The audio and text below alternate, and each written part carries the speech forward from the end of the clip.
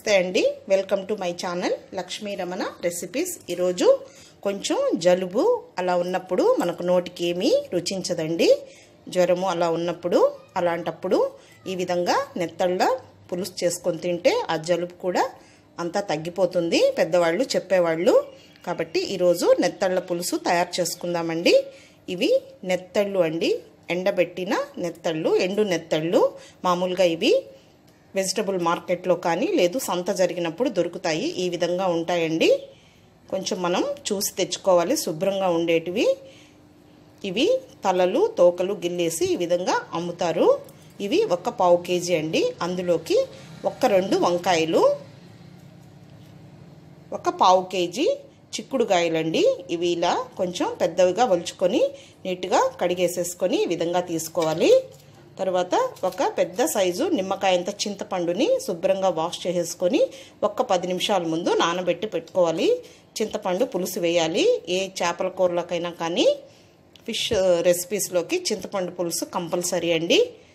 ఒక 4 పచ్చిమిరపకాయలు, 2 టమాటోలు, ఒక్క వెల్లుల్లి, అలాగే కొత్తిమీర, కొంచెం కరివేపాకు, 2 ఉల్లిపాయలండి. మిగతా ఇంగ్రీడియంట్స్ మనం వంట చేసేటప్పుడు చూద్దామండి. ఫస్ట్ ఈ నెత్తళ్ళని లైట్గా వేయించుకొని శుభ్రం చేసుకోవాలి. అలాగే వంకాయలు కూడా మనం కర్రీ చేసే ముందుగా కోసుకోవాలి, లేకపోతే నల్లగా పోతాయి. అంటే ఇవి మరీ ఎక్కువ వద్దండి, ఊరికే కలగలిపి చేసుకోవడం. అంటే మామూలుగా ఇలాంటి కూరలు జలుబు అలా ఉన్నప్పుడు కొంచెం దగ్గు, జలుబు, జ్వరం ఉంటుంది కదండి. అలాంటప్పుడు మనకు నోటికి రుచి ఉండదు. పెద్దవాళ్ళు చెప్పేవాళ్ళు ఈ విధంగా నెత్తళ్ళ పులుసు చేసుకుంటే జలుబు అదంతా కూడా పోతుందని. ఓకే అండి, ముందుగా పొయ్యి వెలిగించుకొని ఈ విధంగా కడాయి పెట్టుకోవాలి. ఈ నెత్తళ్ళని కొద్దిసేపు వేయించుకోవాలి. ఎందుకంటే ఇందులో కొంచెం ఇసుక అది ఉంటుంది కాబట్టి శుభ్రం చేసుకోవాలి. కొద్దిగా ఫ్రై చేసుకుంటే అది ఏదన్నా ఉంటే కూడా డస్ట్ వచ్చేస్తుంది. లైట్గా అండి, ఎక్కువసేపు వద్దు. ఇలా కలుపుకుంటూ వేయించుకోవాలి.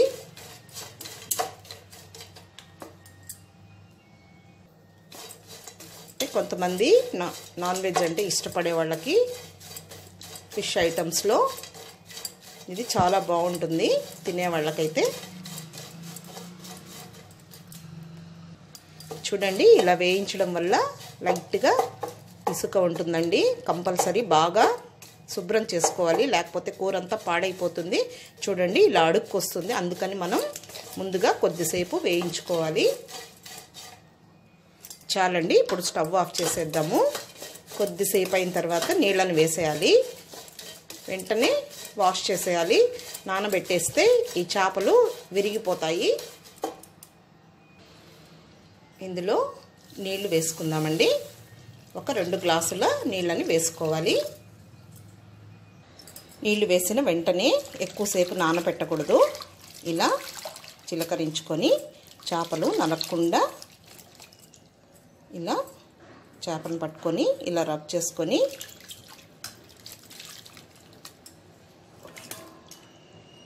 ఇలా ఒక గిన్నెలోకి తీసేసుకోవాలి. ఇప్పుడు ఏదైనా ఇసుకుంటే అడుగులోకి వెళ్ళిపోతుంది. ఇలా అంటే గిలకరిస్తే అంతా కూడా వెళ్ళిపోతుంది. ఇదే మాదిరిగా ఒక 2-3 సార్లు వాష్ చేసేసుకోవాలి. మళ్ళీ నీళ్ళని పడేసి మళ్ళీ ఫ్రెష్గా నీళ్ళు తీసుకొని వాష్ చేసేసుకోవాలి. చూడండి, ఇలా అంటే మనకు కొంచెం కరకర సౌండ్ వస్తుంది. ఇప్పుడు మళ్ళీ ఆ నీళ్ళు వంపేసుకొని వేరే ఫ్రెష్ నీళ్ళు తీసుకోవాలి. మళ్ళీ ఇదే విధంగా చేసుకోవాలి. ఈ కర్రీకి ఇది కంపల్సరీ అండి, లేకపోతే కరకర అంటుంది కూర.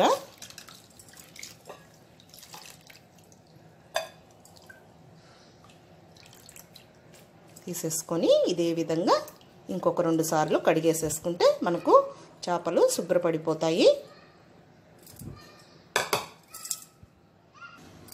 ఇదిగోండి, ఈ విధంగా శుభ్రంగా వాష్ చేసి పెట్టుకోవాలి. ఇప్పుడు మనం మిగతా ప్రాసెస్ చూద్దామండి. ఇక్కడ మనం తీసి పెట్టుకున్న 2 ఉల్లిపాయల్లో ఒక ఉల్లిపాయని మాత్రం పోపులో ఇలా సన్నగా పొడవుగా కట్ చేసుకోవాలి. ఇవి మాత్రం కూరంతా అయిన తర్వాత లాస్ట్లో వేసుకోవాలి. అందుకని ఒక ఉల్లిపాయని ఇలా కొంచెం పెద్ద పెద్ద ముక్కలుగా వేసుకోవాలండి. ఈ విధంగా వేసుకుంటే మనకు ఆ వంకాయ చిక్కుడుగాయతో పాటు ఈ ఉల్లిపాయలు కూడా తినడానికి బాగుంటాయి. పచ్చిమిరపకాయని ఇలా సన్నగా పొడవు కట్ చేసుకోవాలి. వెల్లుల్లిని ఇలా కొంచెం కచ్చా పచ్చాగా పొట్టు తీయకుండా దంచి పెట్టుకోవాలి. కరివేపాకు, కొత్తిమీరని ఇలా చాప్ చేసుకోవాలి. టమాటోల్ని కొంచెం పెద్ద పెద్ద ముక్కలుగా కట్ చేసుకోవాలి. అయితే మనం వంకాయల్ని మళ్ళీ వేసేటప్పుడు కట్ చేసుకుందామండి, నల్లగా పోతాయి. ఎందుకంటే చిక్కుడుకాయలు కూడా పచ్చివే తీసుకున్నాము కాబట్టి పోపులో కొద్దిసేపు ఉడికించుకోవాలి. ఈ విధంగా పచ్చివే వేసి చేస్తే కూర బాగుంటుందండి. కాబట్టి మళ్ళీ వంకాయలు మళ్ళీ యాడ్ చేసుకుందాము కట్ చేసుకొని. ఓకే అండి, ఈ ప్యాన్ని మళ్ళీ మనం ఫిష్ వేయించుకున్నాం కాబట్టి శుభ్రం చేసుకొని గ్యాస్ వెలిగించుకొని ఈ విధంగా పెట్టేసుకొని ఇందులో ఒక 2 టేబుల్ స్పూన్ల నూనె వేసుకోవాలి. ఇవి పోపు దినుసులండి. ఒక 1/2 టీ స్పూన్ మినప్పప్పు, 1/2 టీ స్పూన్ ఆవాలు, ఒక 6 లేదా 7 మెంతులండి పులుసు కూర కాబట్టి. అలాగే ఒక 1/2 టీ స్పూన్ జీలకర్ర. ఇప్పుడు ఇవి వేసేసుకోవాలి. ఇవి వేగిన తర్వాత మనం సన్నగా కట్ చేసి పెట్టుకున్న ఉల్లిపాయలు వేసేయాలి.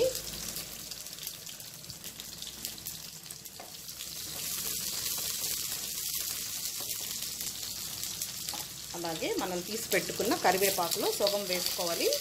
సగం మళ్ళీ కూర ఉడికేటప్పుడు మధ్యలో వేసుకోవాలి. ఇప్పుడు ఇవి లైట్గా ఫ్రై అవుతానే ఈ చిక్కుడుకాయ ముక్కలను కూడా వేసేయాలి. ఈ చిక్కుడుకాయ ముక్కలు వేగి ఉడికే లోపల ఆ ఉల్లిపాయలు కూడా వేగిపోతాయి. ఇప్పుడు ఇవి ఒక 5 నిమిషాలు బాగా మగ్గించాలి. ఎందుకంటే మనం పచ్చివే తీసుకున్నాము. ఈ చిక్కుడుకాయలకు మాత్రము కొద్దిగా కల్లుప్పు వేస్తున్నానండి. మళ్ళీ మనం కూరలో వేసుకోవాలి. ఎందుకంటే ఇవి టేస్ట్గా అవ్వడానికి చప్పగా లేకుండా ఇలా ఒక 5 నిమిషాలు బాగా మగ్గాయండి. ఇప్పుడు ఇందులో కచ్చా పచ్చగా దంచిన వెల్లుల్లి అలాగే పచ్చిమిర్చి వేసేసుకుందాము. కొద్దిసేపు ఫ్రై చేసేసుకోవాలి. ఇప్పుడు మోస్ట్లీ ఒక 1/3 వంతు చిక్కుడుకాయ ఉడికిపోయిందండి. ఆ వెల్లుల్లి అవన్నీ కూడా మనం వంకాయలు చేపలు ఇవన్నీ వేయించుకునే లోపల వేగిపోతాయి. పచ్చిమిరపకాయలు. ఇప్పుడు వంకాయల్ని ఈ విధంగా కొంచెం ఉప్పు నీళ్ళల్లో ఇలా కొంచెం పెద్ద పెద్ద ముక్కలుగా కట్ చేసి పెట్టుకోవాలి. అవి ఇందులో వేసేయాలి. మనం ఉత్త వంకాయ చేపలు అయితే వంకాయలు ఎక్కువ వేసుకోవచ్చు. ఈ విధంగా మనం అన్నీ 2 రకాలు వేసాం కాబట్టి కూర కూడా దండిగా అవుతుంది. కాబట్టి చాలండి. వంకాయ ముక్కలు కూడా త్వరగా ఉడికిపోతాయండి. సగం వేగిన తర్వాత ఈ టమాటో ముక్కల్ని వేసేసుకోవాలి. టమాటోలు మరీ మెత్తగా అవ్వాల్సిన అవసరం లేదు. కూరలో కొంచెం మగ్గితే కూడా బాగుంటుంది. ఒకసారి కలుపుకొని ఇప్పుడు మనం ముందుగా వేయించి పెట్టుకున్న చేపల్ని వేసేద్దాము. చేపలు కూడా మనం ఆల్రెడీ వేయించాం కాబట్టి మనకు కరెక్ట్గా సరిపోతుంది. ఇప్పుడు ఈ చేపల్ని వేసేద్దాము. ఇది నలగకుండా జాగ్రత్తగా మిక్స్ చేసుకోవాలి. ఇందులో స్పైసెస్ని యాడ్ చేసుకుందాము. ఒక 1/2 టీ స్పూన్ పసుపు పొడి, అలాగే 2 టేబుల్ స్పూన్ల కారం పొడి అండి. ఎందుకంటే మనం చింతపండు పులుసు వేస్తాము. అలాగే ఫిష్ కాబట్టి కొంచెం కారంగా ఉంటేనే మనకు ఆ నీచు వాసన లేకుండా ఉంటుంది. అలాగే ధనియాల పొడి 1.5 టేబుల్ స్పూన్ వేసుకోవాలి. వేసుకొని ఇప్పుడు కొద్దిగా నీళ్లు వేసుకుందాము కింద మాడకుండా.